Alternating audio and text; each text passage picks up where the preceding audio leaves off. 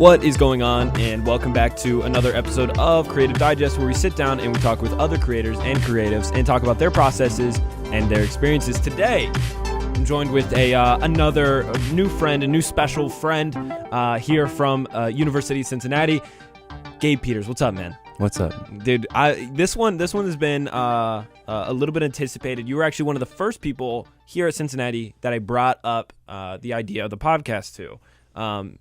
And honestly, like, kind of how we met was a little interesting, right? Like, yeah. First we have, what's that class called? It's like Foundations of Design Aspects, I think. I don't know. Something like that. Like design for film or something. And Tom Gilmore, shout out to that guy. Yeah. We were sitting in the back of the class, obviously, because that's where I always sit.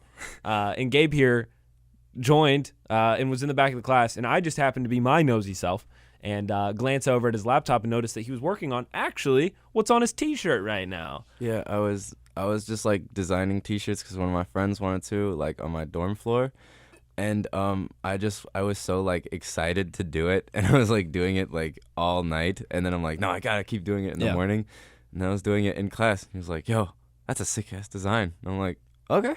Yeah, literally, I was like, dude, that is so dope. Like I was like, because it was super creative, and obviously, like, and you like made like a million of them, right? Like, you made like a million little like mock-ups, and but to me, that honestly, I was like, oh, that's a great idea. Like, that's the best way to do it. And so like I started working on some of my like brand redesigns, actually for the class, and I like made one, and I was like, it's whatever. But then by the time I got to the 16th brand redesign, I was like, shoot, this is actually something I really enjoy, right? Yeah, it's really fun. Yeah, the like logos. Yeah. The logos went crazy. No, that's super dope. And so you're creating a new brand now. And well, let me backtrack. I don't want to get ahead of myself. Here.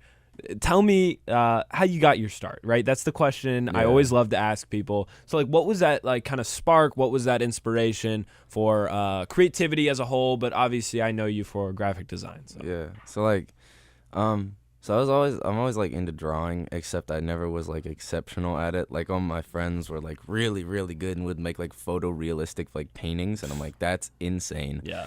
So I'd just, like, make doodles, and I was, like, doodling in my room, and I made this, like, orange juice that was, like, smiling, and it took, like, 3 hours, and it was really cool.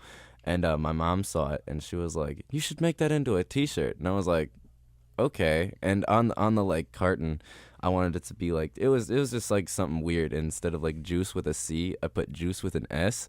And I'm like, that's pretty interesting. And then, like, I tried to talk to some of my friends about, like, I was like, hey, you want to do a brand like that? And they're like, I don't know. And I was like, that means no. So I was like, there's no way that's ever happening. Yeah. So I was like, this is an actual cool idea. And I just, like, that was August of 2020. I actually was like, something pushed me. I also was like broken up with, so I was like, all right, I have to get something to do now.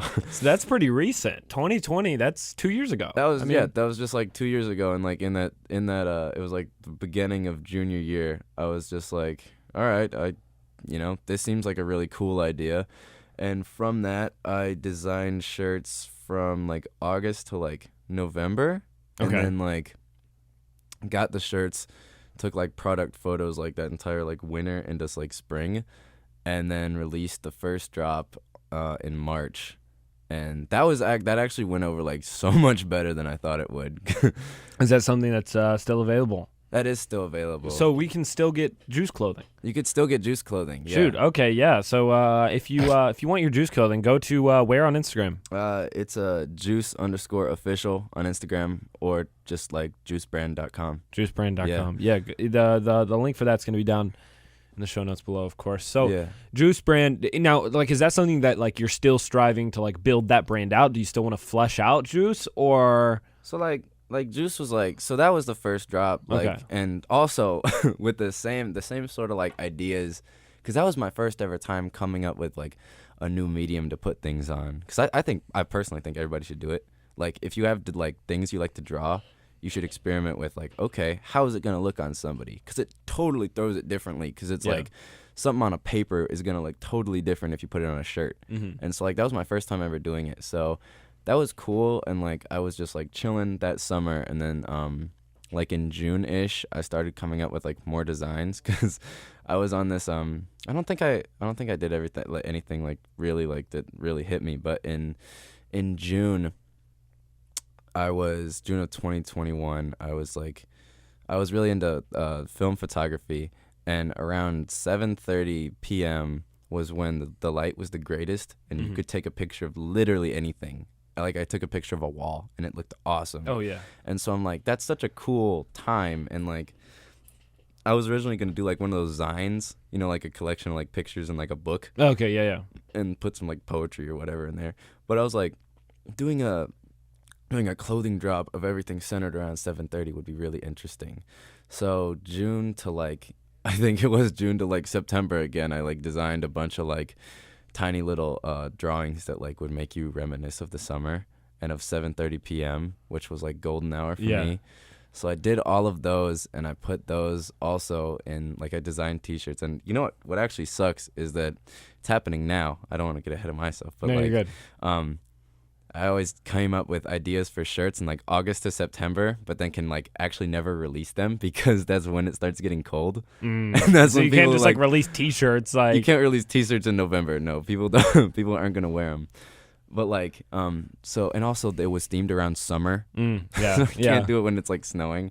So I released them in April of this year, and it was actually really cool. So that's a really like that's a long process. It was a long process because I had the shirts like in my hands in September, and I got actually like I knew some guy from a summer camp who did professional photography. Shout out Austin Shell, but he took like actual photos. Like he set his entire like studio up in my garage. Yeah. And like we took like professionally like done photos, and then we had this entire like redesign with things, and then it released in March. And then really from then I started getting into music. Like I really started getting into music about like last December. I made my first like EP-ish and put it on Spotify, and it's called Today's Home, actually, because I also went through another redesign. But it was originally called Runnin', RUNN, like -N. The EP or you as an artist? Me as an artist was called that. The EP was called Please Take Your Receipt. That's a great title. That is a great title. I was proud of that. And it was like the first drop of juice, because it didn't hit as hard as like anything else, because I was like, it's okay, but it's like the first ever music I put out, so I'm like, let's do it. Yeah. And so after Juice 7:30 came out, I started an actual album over this summer, because like I think 7:30 came out and then the EP came out both in like April. Dude, that's so and so I was like, I feel so free, all my ideas are out. And then so this entire summer I've been working on an album, which is literally like 99% done. I just have to fix one song, and that's going to be released. And so that I was planning on coming out, but yeah, I sort of went through that this summer, and like that took so long. But then coming to here, I wanted to either create a brand with somebody or just like a musical band. And one of my friends, his name's Tyler, and he was really interested in it. And so just Juice was like, it was a lot of fluid designs. It was a lot of like cartoons, like the letters were like hand drawn on like Illustrator. Yeah. And so it really wasn't like that solid. And so we created a brand idea called Today's Home, and hence the T-shirt. And that's what you actually like saw. That was all those designs, and I ordered like 15 shirts. It was a lot, and they're all different random ideas that are just like, they're really cool. But I like can't. It's something that's like it's art, but it's like a shirt. It just has like I'll just have to show you. For sure. I would love to see it, and I think what I really like where you're like kind of taking this, and one kind of the inspiration for. There's a couple points. There's a couple points from what you said. Yeah. One being, like you kind of made the statement about like when everything came out in April, you were like, oh, like all of these ideas that were in my head finally just exist in the world. Yeah. And it's like there's so much satisfaction, I think, as being like a creator, as being like, I mean, even if it's like not as like, even if like a one person looks, sees, buys, you know, whatever into it, there's still so much satisfaction being like, I went from conceptualization to reality. And there's just like that full circle, that full like arc of, you know, I don't know. Me personally, I find a lot of satisfaction, and that's why kind of this podcast is created. It's just like we all have so much to talk about as a creative, as an artist or whatever. And so like the podcast, I feel like is that idea of it's just in my head and it goes straight out to the world. And I don't know, I like that. I think shirts are like especially satisfying because you can see you work on this design for like hours on the computer and then you can hold it. Like you can hold your actual print and be like, I did this.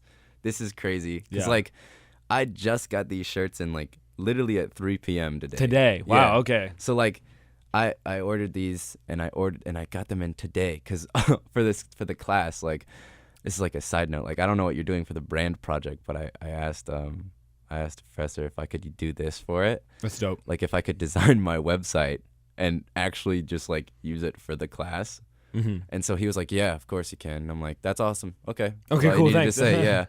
So for that, like, I think coming here was a lot of like it was a lot more creative freedom than I had because, like in high school, like you're always like judged for things, and you're just like I'm doing so many things like this year in college that I wouldn't have been doing, like, and this brand I think is just a lot of my like just cool ideas that I came up with, and then with this brand, I thought I could since it's called Today's Home, I just love the name of that, and my original like Spotify name was like Runnin', and it was like it was hard because I'd have to tell people like RUNN-N, but I renamed it to Today's Home, and I just think that I could center them both and just have one place where just all my ideas sit. And so Today's Home is that. Today's Home is where, the place. I love that. I love that. It's not a specific brand. It's just a group of ideas and concepts and things. No, and I love that, and especially like you mentioned the brand project that you were talking about, and I think you notice the people who are like just kind of like doing it to like get the grade, and then other people who are like, I have an idea, and so I'm gonna like get my grade with this idea. Like I've been for the last year with Reality Productions, so that's my media company. You know, like us as like a team, like we love where we're at, but like also it's like we're always looking to grow and rebrand and whatever, right? Yeah. And so it's just like we haven't loved our logos, we haven't loved our just like our brand look, you know what I'm saying? It's like, we make cool products, but it's like you don't look at the logo and just think, Reality Productions, right?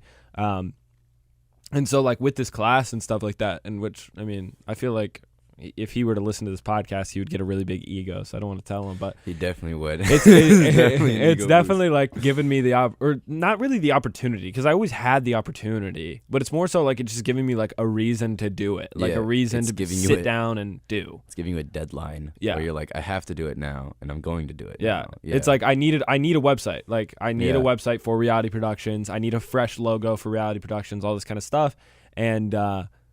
But like, and I've been saying that all summer, and then now he's like, "Well, I need it by Thanksgiving." So I don't really care what your I don't care. Just get it done. Get something done by Thanksgiving. So it's to me, I've really enjoyed that deadline. So I like it because I have like you said, like a reason. Because like I had so many ideas because my friend Tyler he's a film studies major at Blue Ash, but he wants to go into fashion design. But he has so many different photography ideas, and like he really likes French like indie films, so he's like really in love with like camera angles and lighting. And he was like, I have so many ideas for product photography, and so now I can say, let's do it now. I have to for a class. And so it gives me a reason to, and it's like, and it's also satisfying because you get somebody who's just like, okay, this is really cool, and like you can almost like show it to somebody who's had that experience. So I just think it's cool that way. No, I agree, and what I love about like kind of where you're taking your approach is like, you don't have this like overarchingly like deep meaning for art and all this kind of stuff. You're like, I think it's cool and I have fun doing it, so I do it, right? Yeah. And I just think that's like so I don't know, like refreshing. It's like such a Yeah. refreshing concept that so many people don't have. Yeah. No. Like, because I mean, even like in the class we're in, and because I don't know the names, but like there are people in that class that are like this, that, and the third about like red and blue, and I'm like, yeah, but it's just not that deep. Yeah. I mean, there are some things like, do you know what Homage to the Square is? No.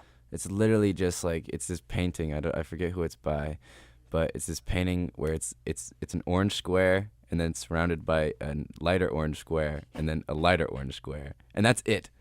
And like it's in an art museum that I saw, and I was just like entranced in it because I'm like, yeah, the like art is just like, you know, it could be people like, you know, doing a wonderful portrait of like some Greek scene, or it could just be a square. Yeah. And it's cool, and like I think the interpretation is really cool because like, yeah, like you said, like people are like, red is, it's all these different things and it brings those type of emotions. So it's like, well, just like, or you could make it seem something like just weird, strange, something different. Yeah.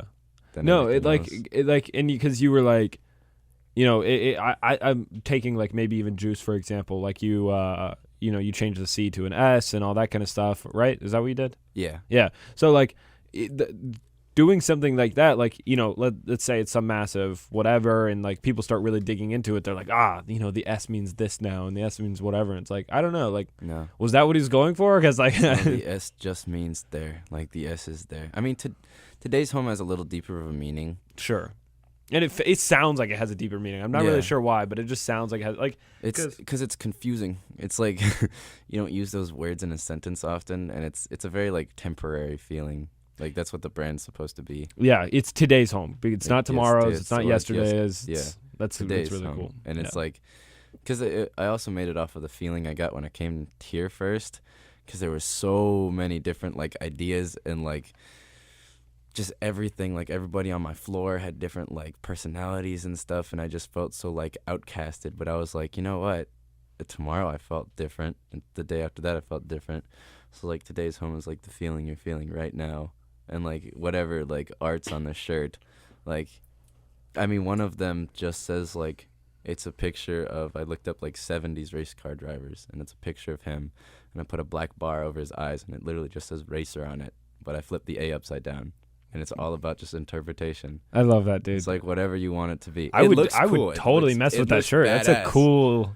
That's a really cool concept. Like a lot of them are really cool. Yeah, I would love to see that. I would love to wear one. I'd love to rock it. But yeah, no, I really love that. I love that concept. I love the idea of just like being okay where you're at, right? Mm-hmm. Like, and that's something I touched on. Like the last podcast we had got like nearly philosophical, but like we talked about. Let me see exactly what we talked about. Hold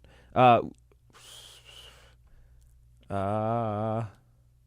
Oh yeah, what do you think the secret to a long and happy life is? That's like, crazy. No, but like with that being said though, and I think, you know, this could tie in really, really well, at least to me, again, interpretation of today's home. Like it's like, yeah, like the secret to a long and happy life isn't to think about tomorrow, and it's not to like wish you were still in yesterday. It's just be okay you're here right now. It's to just like enjoy, and you're just like, well, that happened. All right, time for something else to happen. Yeah. Yeah, it's like you don't need to like dwell on things that much.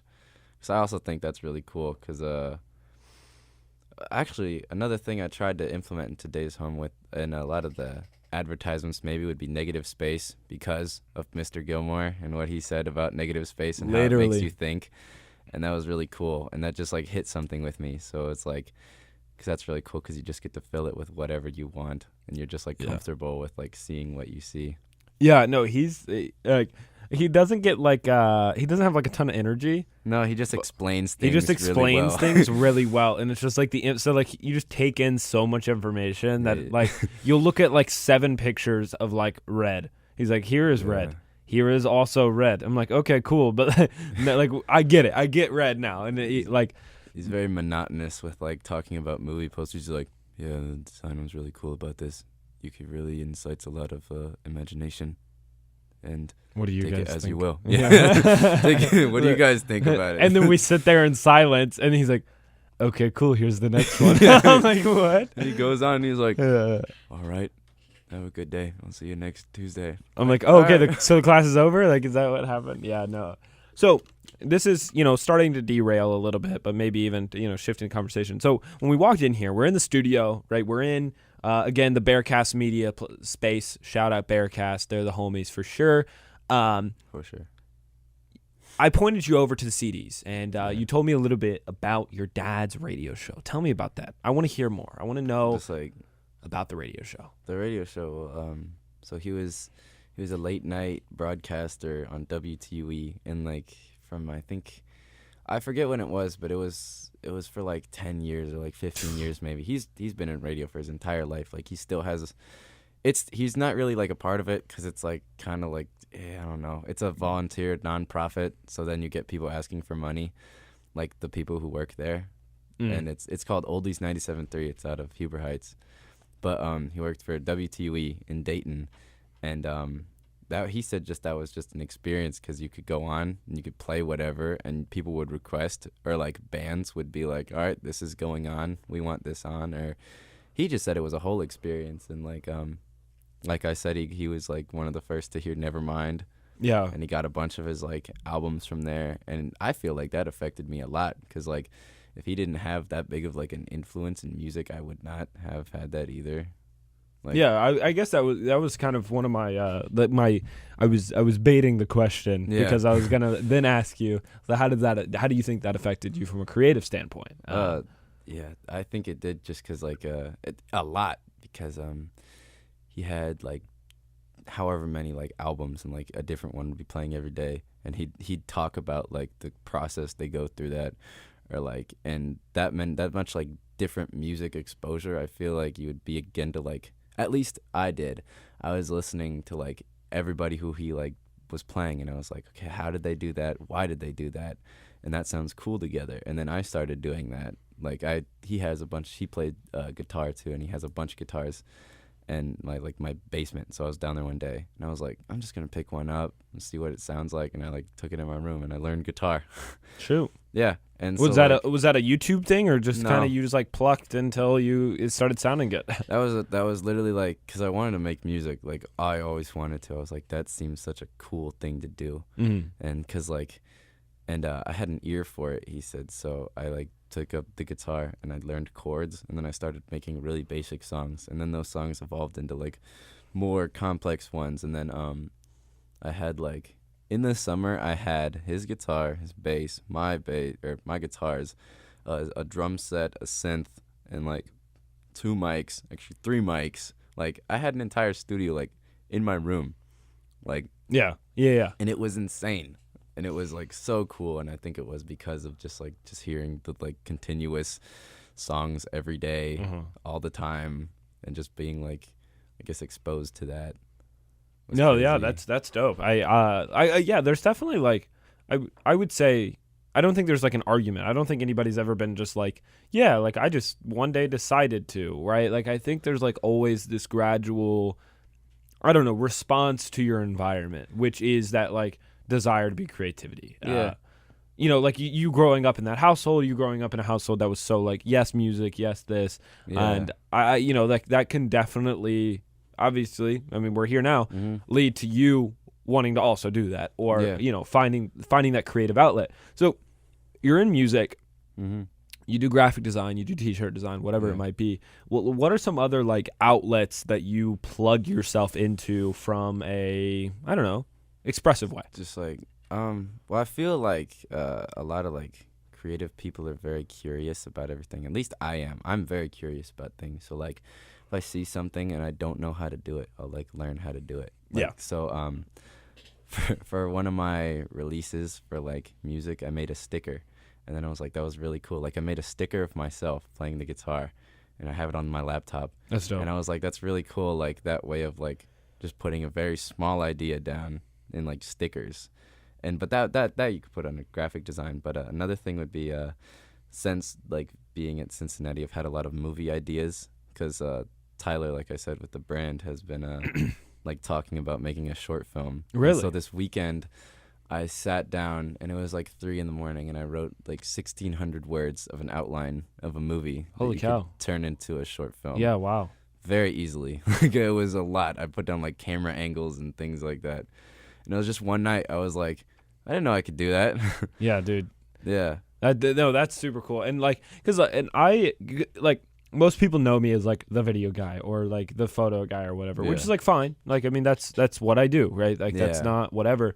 But like, I've definitely like I found myself, writing poetry more often, No, yeah, I do or too, yeah. like, I mean, like I've had like whatever brand ideas and different stuff like that, but like.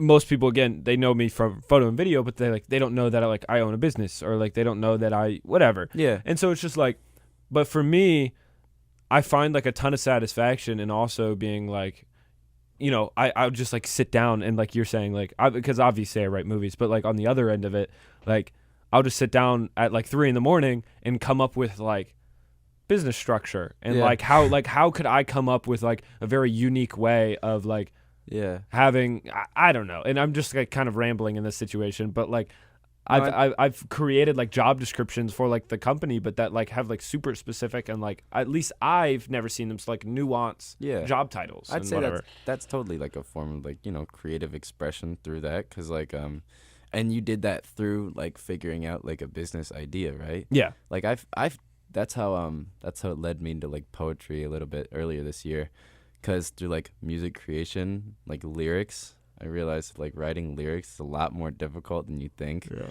Like cuz like have you ever tried Oh, yeah. lyrics for a song? Yeah, I have. I guess that was another thing. Yes, I've tried. I've never done anything with it, but I've tried. It's really difficult, and like it's a very time consuming process, but after that I felt like I was like, okay, I can write poetry that sounds good over like music. And then I realized I was like, poetry and cool and like in general is cool. Mm-hmm. So I started doing that. I've just like tried like pretty much everything that I could possibly like get my hands on with like an expression like of some sort, just Yeah. like through music, writing, movies, just ideas. And also what's very satisfying is coming up with all of these things and like in whatever scenario you are in, like you can show people. Yeah, Like, yeah. Even if people are like, oh yeah, I do poetry, you're like, yeah, me too. And they're like, oh yeah, I like movies. You're like, yeah, I Me wrote too. this one and Yeah. I did this, and you can like show them it. And it's Yeah. it's a flex. No, it is. And like, well, I definitely enjoy like the ability of like when somebody's like, what are you doing? Like, oh, like, I have a bunch of friends who are hanging out right now. And I'm like, oh, like I'm recording a podcast. I'm like, oh, you have a podcast? I'm like, yeah. And then just like, and then on top of that, it's like I can like send them a link, and it's like it doesn't sound like it's just like I'm recording it on like my phone in my basement or something, No. or like my laptop. It's like no, I have a podcast. Like I'm not. You're in a place where like there's Yeah. professional equipment. Exactly. And like I prided myself on having that high quality before even coming to UC as well. But obviously this just oversimplifies it for me. But like you were saying, it's just like coming up with a product and being able to show somebody. And I think that goes into I don't know, like almost like the idea of like, do you make stuff for you, or do you make stuff for like the world? And I think the idea of me making it for the world is making it for myself. Yeah. Like the pleasure I get of like taking this recording, the podcast, and putting it on Spotify, putting it on Apple Podcast, the video form on YouTube, like all that kind of stuff, like the ability to go back and like reconsume something that you've produced is wild to me. Oh yeah. I don't know. I just think it's crazy. Just like going back and like what do you mean by that? Like just- like the same feeling that you get when you are wearing a product that you made is the same idea of like when I'm walking to class and my podcast is playing in my ears. It's not like a Yeah. pride thing, but it's more just like it's really cool. holy cow. Like Yeah. I'm on Spotify, like the Spotify, listening to my podcast. Like Yeah. to me, that's just like, No, that hit me like that hits me a lot, because like I'll be doing that because like I'll be listening to like the album that I made over and over and trying to find like the tiny things to fix, and I'll just be like, this is crazy, I made all of this by myself. yeah. And like I played it for my friends and they were like, that's not all you. And I'm like, yeah, it is. So I was like it is, yeah. because like that's another thing, most people who make like an entire song with like drums and bass and guitar and like all that, like they have other people to play it, and I just like taught myself. Yeah, which nothing to that, like there's Yeah. no shame in somebody else like conceptualizing whatever, and then collaborating. Like I think collaboration is one of the greatest things that you can do. Oh, yeah. But there's still something about like, yeah, like I'm gonna take this podcast or I'm gonna take this song and me from start to finish, release it, put it, make it, all of it. Because then there's a certain amount of understanding of when you do get to that collaborative world, because you will. Like if you keep making music, if you keep doing designs, whatever, you're eventually gonna get to where you have to collaborate with people. And I think there's something about like, well, like I've done the drums before, so I know exactly what I want it to sound like. So like when you tell your drummer, hey, like I need a little bit more here, or like I want, you know, like what if we tried this, or what if you fell into the pocket here, or whatever that might be. And I don't know, like you can, like, because you know it already, you can like express it because you've done it. You can like communicate your vision clearly. I think it definitely gives you a much better understanding of how things sound. Like if you know how to like just me personally, like I know how to play pretty much like every not every instrument, but like I have a general understanding of every instrument. Yeah. And so like if I'm in a scenario where like some kid's playing the piano, I'm like, hey, go a little higher on here, do like a minor chord, and I could show them how to do it, and then they can do it as well. And then like if they're really good, they can come up with their own like version of your version, and that's the like perfect like way of making it. Because I've done that with people, but like only with some people who like can't really interpret things well. Yeah, like it's like they're really really talented, and it's like you'll show them to do something, and then they can replicate that perfectly. But then it's like then they can't run with it. They can't do anything with that vision once you give it to them. You know, which I mean is like whatever. Like that's just how some people work. Yeah. But I do think, not a knock on them, the best like creative minds though are the people who are like innovating. Not just creating, but innovating. You know, like coming up with new things that like haven't been done yet, and just new ways of doing things. Cause like that's also why I made this brand, is cause it's like I could go into like the weirder like design aspects of things. Yeah. And not be like looked at weird like at my high school, because no one else was doing it. Like everyone, like when I said I was making t-shirts, people were like, okay, weirdo. Like, they're like, okay, that's cool. Yeah. But like here, there's so many like other strange people who are just like like doing things and like wearing like weird shirts, and I'm like, I could totally make a shirt that people would look at and be like, that's interesting. Yeah. No, and I think there's just something, like, we're at a school with a bunch of weirdos. I mean, just to say it shortly, we're at school with a bunch of weirdos, especially art kids, you know? Like, we're not over in Linder, you know? Like, no. You honestly, though, the reaction that you would get, and I don't know a ton of, like, you know, business undecided kids, but I can say that, like, you know, creating, like, a T-shirt brand or creating music and putting it out on Spotify, to them is like, like, you're putting music out on Spotify, like for whatever reason, I feel like those like the type of people that were in your high school, the type of people that were in my high school, are like the same type of people that like as soon as you like get 10 million subscribers or you get 1 million listeners a month or whatever, that's when they start like coming back and being like, yo, that actually is super dope and all this kind of stuff. Yeah, I mean, I actually had this conversation with one of my friends a few days ago about confidence. Because, like, that's all it is. Is like, because, like, you said those people are just like, I don't really know. I can't do that. And it's like, yeah, you can. You just got to, like, put it in the world. Like, there was some kid who I was talking to the first week who was like, yeah, I really like designing things. I'm an interior design major at DAP. And I'm like, okay. And he's like, I've always thought about putting designs on shirts. And I'm like, well, you should do it. He's like, no, they'd look weird. I'm like, no, they wouldn't. Do it. Just literally do it. I already know they wouldn't look weird. It's just the confidence to be able to like have your ideas being called bad. Because like that's happened to me like so many different times. Oh, yeah. Where just like I've come up with something and people have been like, what? That's weird. Yeah. Or like with music especially, like playing something for somebody with your own voice on it is the craziest feeling. Because it's like terrifying is what it is. Yeah. Jeez. Because I did that. And, like, it just gives you this crazy rush where you're like, what are they going to say? What are they going to say? And it's only people, like, nodding. But, like, after that, people are like, man, that's really good. You're like, okay. Okay, good. Yeah. And once you get over that, like, initial hump, you can, like, do anything, basically. Yeah. Like, you can come up with, like, really strange things. It's all just being, like, comfortable with people looking at your art. And then looking at you and forming an opinion off of that. Yeah. And Well, yeah. because art is you. Yeah. Your art, your creativity, the thing that you're making is the rawest form of yourself, right? Like, and so I think like there's just like, yeah, it's terrifying, right? It's petrifying, yeah, because like, that's like standing up in front of, like, let's just imagine you stand up in front of your entire class and you say, this is how I feel right now. Yeah. Like you just express how you feel in front of your class. Like nobody does that. That's like terrifying, right? No, but yeah. except artists, we just do it in like a really like good looking way. Yeah. Like our feelings just look good, Yeah, like you have to come up with like a way to effectively get your art across to people.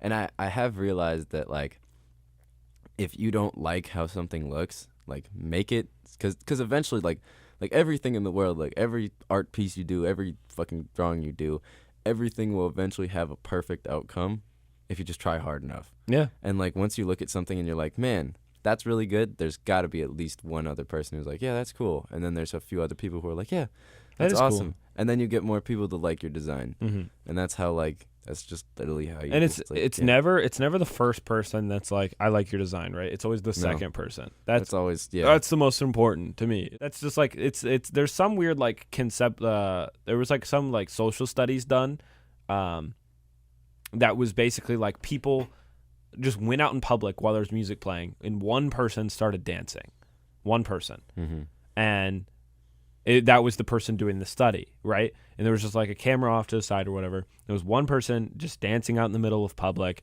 and until the second person came and started dancing with them, the person in the middle looked like an idiot. Yeah.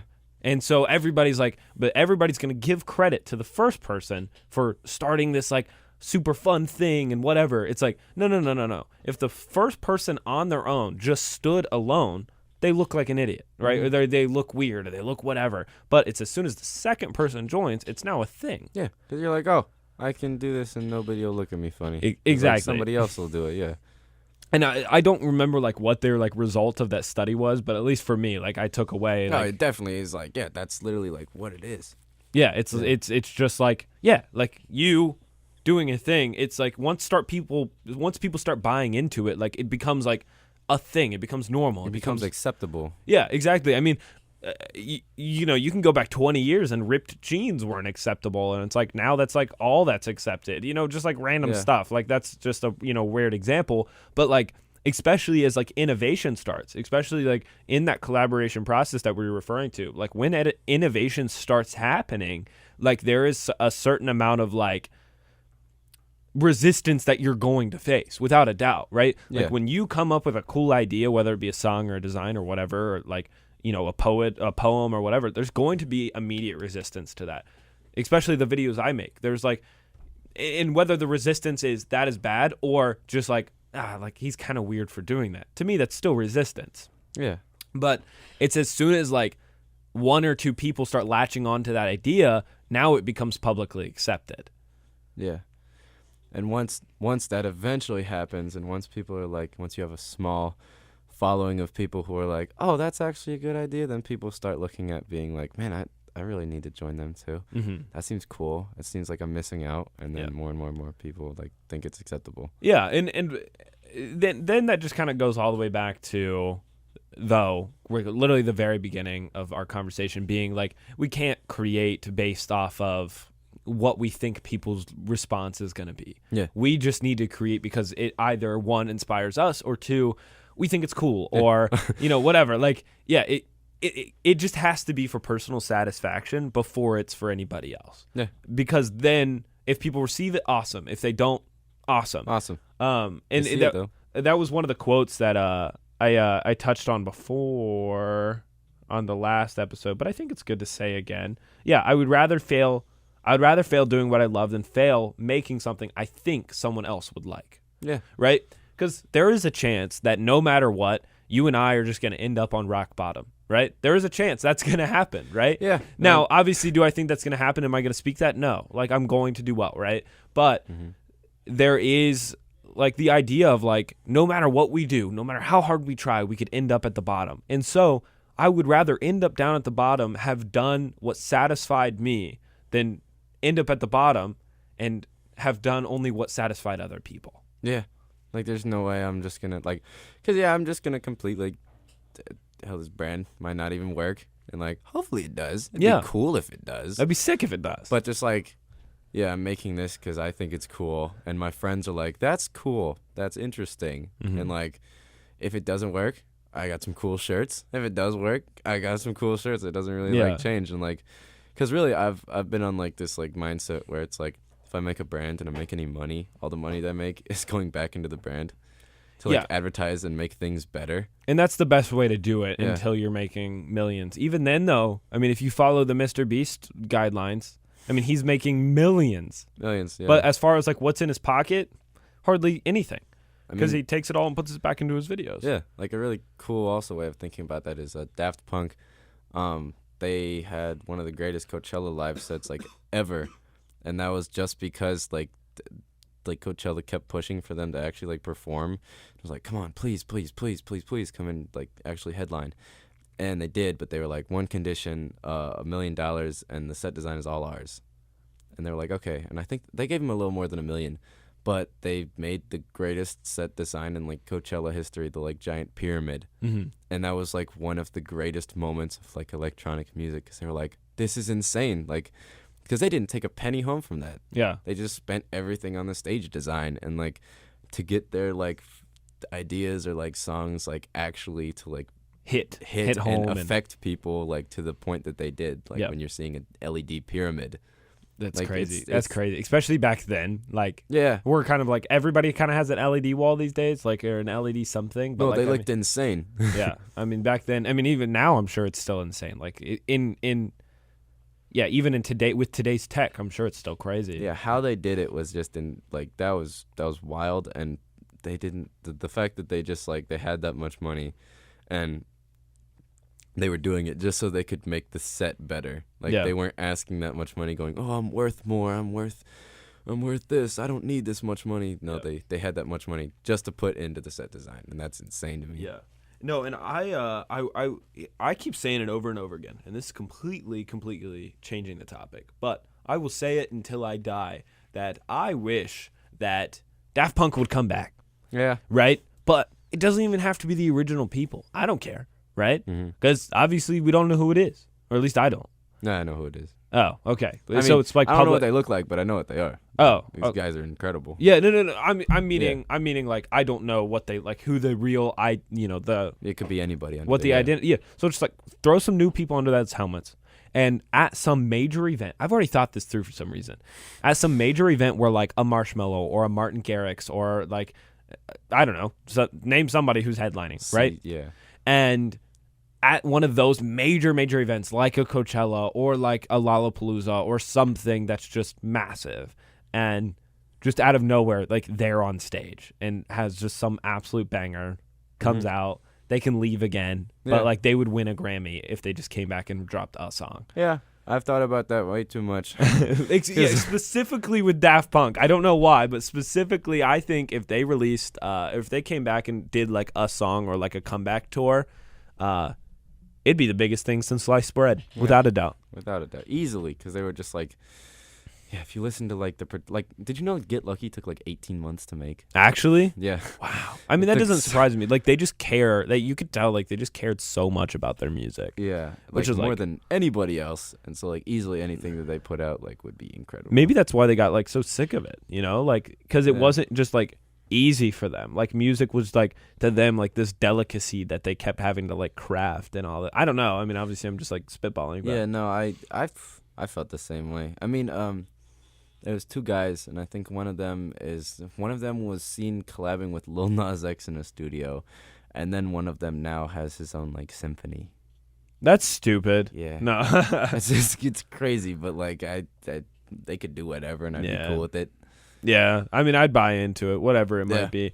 I mean, this might be a hot take, but I'm a Marshmello fan. I'm gonna be honest. Man. I can't get into him. From a DJ standpoint, like, he's, like, cool. I don't know. Yeah, from a DJ standpoint, he's kind of cool. I just can't get into his music much. How do you pronounce? I love his music. I just is it Illuminum. I don't think I've heard of him. He did a song with John Bellion. He did a song with Dylan Francis here recently. I don't know if you're like an EDM person. I like Aphex Twin. I don't know Aphex Twin. I love Aphex. Aphex Twin was a guy he started in '85 and he made music up to 2014. Holy cow. And like, I mean, he did take like a 10-year hiatus and like from like 2001 to like 10. But yeah, he was one of the like pioneers of like, it's called IDM. It's like EDM, but it's just like, you should just look it up. It's an album called Syro, Syro.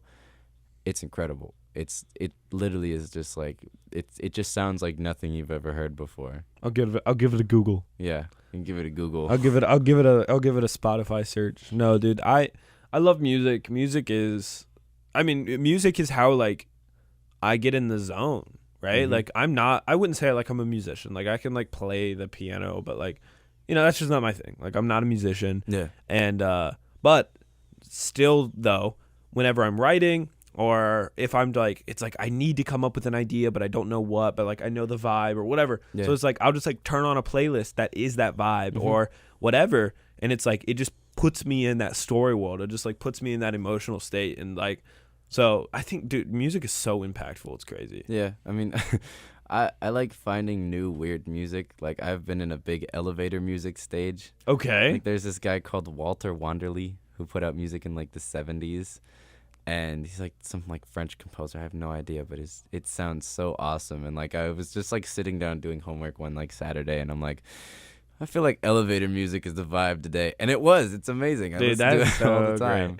Great. No, yeah, like I don't know. Like I'm especially now. Like I'm in such a find new music. Like I'm just like in a really like exploratory like finding the music that vibes with me the best and all this kind of stuff, and like being super open to like new genres and new people, even if they're like quote mainstream. Like that's not what I'm worried about. It's more so just like, I don't know, finding what fits the vibe and like not being married to one style of music and all this kind of stuff. Like it's been a good couple months just like exploring new music. I think everybody should be like that personally, just because like, cause I knew people in my high school, or like I think now still, who like have playlists of just like 30 songs. They're like, yeah, I just listen to this.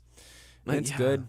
It's music. And I'm like, there's so many other songs that you can listen to. Like, you know, there's like 100,000 songs uploaded to Spotify every day. Every day? Every day. I think there was some statistic where it was like, it would take longer than 5 years to listen to every single song that was uploaded in Spotify today. That doesn't surprise me even in the slightest. So there's that much. Wait, just music. Today? Just today. Oh. 100,000 songs every day. Like, yeah, and that's why that to me, and that's just, that'll tell you. That's it. That you just hit the nail on the head with the idea of there's 100,000 songs released every single day. Yeah. With that in mind, stop creating for like the public. There's 100,000 songs in the world. You need to create for you, because that's the only thing that's gonna stick with people. Yeah.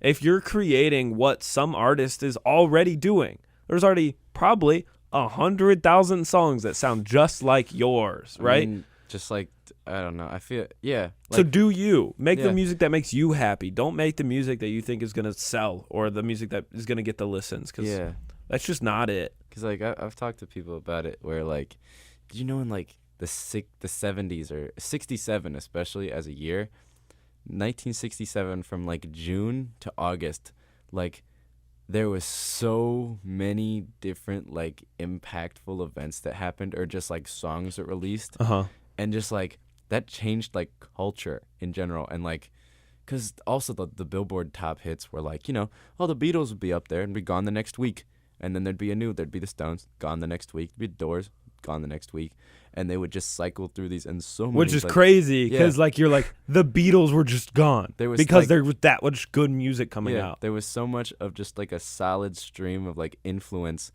with like culture and music in general in the 70s, and it slowed down in the 80s, and in the 90s I think it picked up, but just now it's just like nothing new is on the horizon and nothing new is being created. There are new songs, but it has like cult followings. Yeah, I mean, it's just, and I've said this before, though. I mean, I've said it with media, but I'll say it with music. it's just fast food. It's just Yeah. music that satisfies for a very temporary amount of time, and we just keep going back. It's just like a McDonald's mentality. It satisfies, it's temporary, you go back over and over and over What again. also was in like culture then was like, if you were Led Zeppelin, like you can't go a year without making music. No, yeah, you have can't to just like miss. you have Yeah. to drop an album like every other or every year.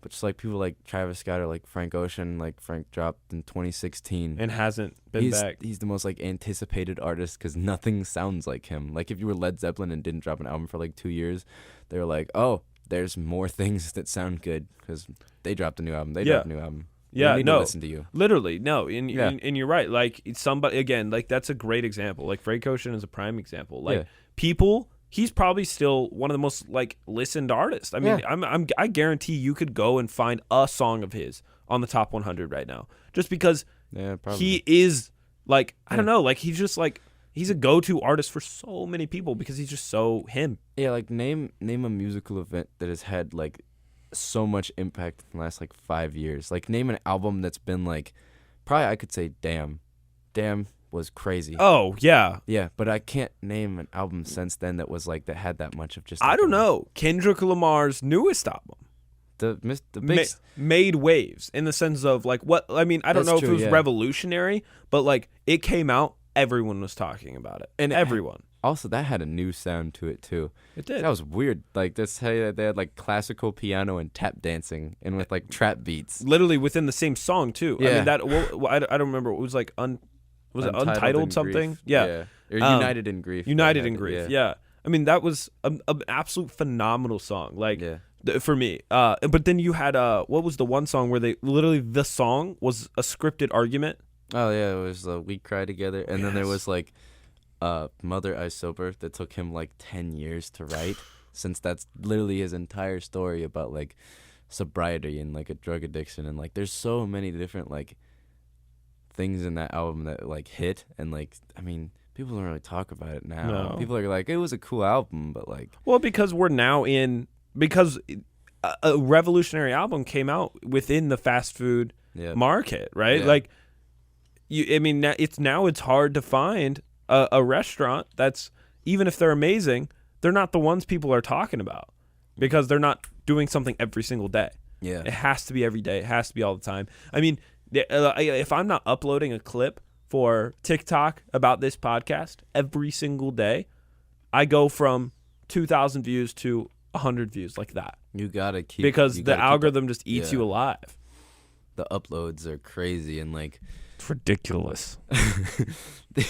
The amount of things you have to do, but just like, but I guess once you're in like a point where you can just like, drop an album every 5 years. Then like, once you get to a certain amount of fame, you can kind of do whatever you want, and the algorithm's still going to favor you, whether that's in the music world or whatever. Yeah.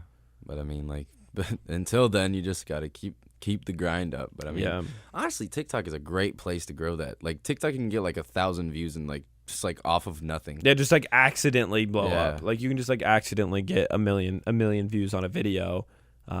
Even if that doesn't grow your following. I mean, I don't know if you saw that there was like, what was that one trend like where they like, like you like go side to side and like, like you duck under whatever it was. I think so, yeah. But like there was like this one chick and her friend that like blew up, but they weren't even like, they weren't relevant. They weren't famous. They weren't whatever. They had like literally like 200 views, whatever. And now that video is like one of the most viewed videos on TikTok. Mm-hmm. Like that. It's like has like something upwards of 20 million views. Yeah, my friend has 300,000 followers. Shoot, no one knows about her. She literally did a video with one of her friends, and it was like, oh, what we looked like in 6th grade, what we look like now, and it got 15 million views. Holy cow. And like I was like, oh my god, I was like, this is an ungodly amount of views for a video. Well, I think there's something about I don't know what the best word is, but it's like stewardship, right? Like if you blow up, right? If you have a video like your friend that does 300 or whatever 15 million views, which is an ungodly number. It's absurd. That's so many people. Like you now have to like start thinking about, and I guess that's what TikTok does to like a lot of these famous people, is like it gives them fame. It says, here's your fame. But 90% of the people who receive it don't know what to do with it once they have it. And then that's why they just kind of fizzle out. That's why you're not talking about half of the hype house now. That's like why you're not talking about half of the people that blew up at the beginning of TikTok. There's only like a handful who are relevant. Because most of the people tried to like monetize it with like music, like when it sucked. It was garbage, hot garbage. Like the music that they tried was like, because they could have tried some like real interesting like kind of alternative indie vibes with things, because that's constantly evolving. But like instead they tried to do Machine Gun Kelly like rock pop. Yeah. They try to be rock pop. They try to be, I mean, I know like Addison Rae tried to release a song and that was hot trash. That didn't work. And I've said this before, but it's like, at what cost is social media for some of this stuff? Like specifically like with like Addison Rae, her family is falling apart due to fame. Fame. And just like fame is eating their family alive. And it's like, cool, you're famous, but your home life is garbage. Like you're not happy outside of TikTok. Yeah. You know what I'm saying? Like it's like there's no shot. Your parents are getting a divorce. Your mom is hooking up with Young Gravy, which that to me is just it's hilarious to say. But it's like your parents are getting a divorce. Your mom's hooking up with Young Gravy. Your dad is trying to like scream at people through TikTok. It's like what is the world turned into? What even are creators anymore? I don't want to claim them as a creator. Like I feel like I'm a creative person. And honestly, I'd be honored to have Addison Rae on this podcast. But I truly would look right at her and be like, "What the heck? What even are you? Like that? Yeah, you're not. That's not it. What does she create? She doesn't. She dances to songs that have been created. Exactly. And she made like 2 songs, and neither of them did anything well. This isn't a roast fest for Addison Rae, right? I mean, if I had that amount of followers for just getting up there and doing some moves, I would also make songs that had no impact. Exactly. Then I would also do that. I would make something. I would do. Well, she tried to get into the acting world too. That was also terrible. But I don't think that was her fault. I really just think it was a terrible script. It was a hot garbage movie. Or it was just like a bad idea. What was it? He's All That or something? It was the remake of She's All That. I haven't heard of it. Yeah. Well, yeah. You know me, just up to date on my celebrity news. You know what? Screw Creative Digest. This is now Celebrity Digest. We're going to sit down and talk about celebrity drama for the rest of the... Going gossip. We're going gossip. But here's the thing. I would probably get millions of more views if I made a gossip channel. Like if we talked about relevant... You're a drama alert. If I just became drama alert, let's get right into the news. I don't know how he does it, but that's basically it, right? Yeah. Yeah, if I was drama alert has the formula of people enjoy this. People enjoy talking. People enjoy the news, but they probably enjoy more than the news the things that they're talking about. I mean, drama alert literally gets to say, Mr. Beast did this thing, and boom, he instantly has a 10 million viewed video, whatever. I'd say more than that. Oh, yeah. I'd say like, yeah. Or he just puts it like a thumbnail that looks cool, and they're just like, yeah, okay. Okay, cool, I'll buy into that. 30 million. Yeah. Yeah. Which, I don't know, like, I feel like it's just kind of like a slap in the face to creators like us, right? To people who try so hard to like make something that's like looks cool, is meaningful, is sounds good, whatever it might be, and it's like, but you get nothing for it. You get no reward other than, again, personal satisfaction. And luckily, that has to be like, that's the only reason I am doing it. But like at the end of the day, it's just like, I don't know, that'd be nice to also make $1 million because I did whatever. Yeah. I don't know. That's just There's me. There's 2 sides of it. There is 2 sides of it. Yeah, it'd be nice to do that. It'd also be nice to have like way too much money to know what to do with. Yeah. Like would I like to just buy a Porsche? Yeah, I would. Is that too much to ask? Probably not. Probably is. It probably is too much to ask, but I don't know. I'm just rambling now, Gabe. It's all good. I'm rambling. We're at an hour though. We've been chatting for an hour. Yeah. Time's flying, man. That's wild. I didn't know it was. I thought it was like 40 minutes. Yeah, time's flying. Well, hey, where can they go to listen to the music? They can look up Today's Home on Spotify, I still have to add a profile picture because it deleted mine because I deleted the account. But I'm going to literally go back to my dorm and start that now. Okay, cool. So But- by the time that this podcast is out, they can go to Today's Home on Spotify. Anywhere else? You could look up juicebrand.com and Where's Today's Home. Where's spelled WEARS. Is that social medias? That's on Instagram. I love it. Okay. Well, all of those links are going to be down in the show notes below. Gabe, thank you so much for coming on. Thanks for chatting with me for this last hour. Thanks for having me. It's been enjoyable. It's been very fun. I appreciate it. And again, make sure you follow so you never miss an episode, and make sure that you subscribe again to never miss an episode. You can catch us on Spotify. You can catch us on Apple Podcasts. And if you're listening live, thank you so much for tuning in.